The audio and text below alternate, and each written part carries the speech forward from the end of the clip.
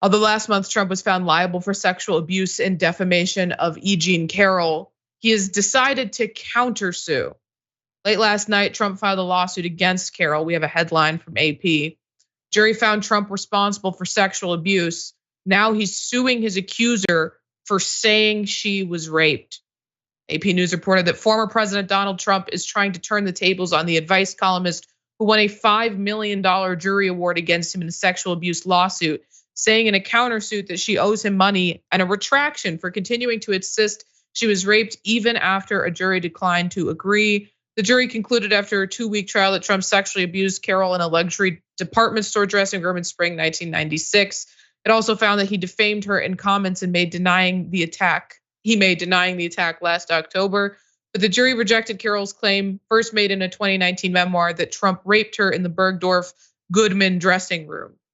Now Trump's team is asking for an unspecified amount of damages and demanding Carroll retract her previous statements. So Jeff, this is exactly what we're talking about not believing and silencing these victims. It doesn't matter that a jury did find that he sexually abused her and then defamed her. That hasn't stopped him from countersuing her, the woman who he literally abused.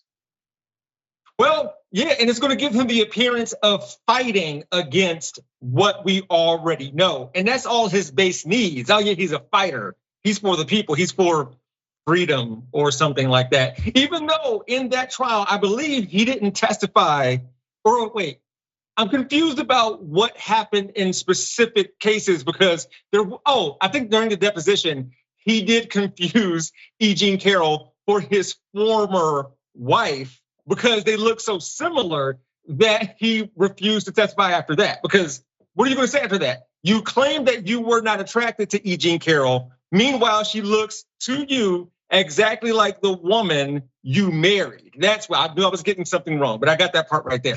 So yeah, it's only going to bolster his base because it appears like he's fighting, and that's what they see him as, even though he's going to perpetually claim to be a victim. Right, and it doesn't matter to them that he was found having actually sexually abused this woman. They'll latch on to the fact that the jury said there wasn't sufficient evidence to say that he raped her, not to say that he didn't do it, but just that there wasn't enough evidence to prove it. They found that there was enough evidence to prove that he sexually abused her, but for his base, doesn't matter. We'll latch on to the one thing they said he didn't do and say that because of that means she's a liar. That means she's a liar and that we should attack her. And I think that she's exceptionally brave for coming forward and having her name out there because, for so many victims, it ruins your life. It doesn't matter, people always talk about how a false accusation will ruin a man's life when it's so rare that actually happens. But a real accusation will ruin a woman's life. It can ruin her career as well. Anita Hill. Exactly. Yeah. Exactly.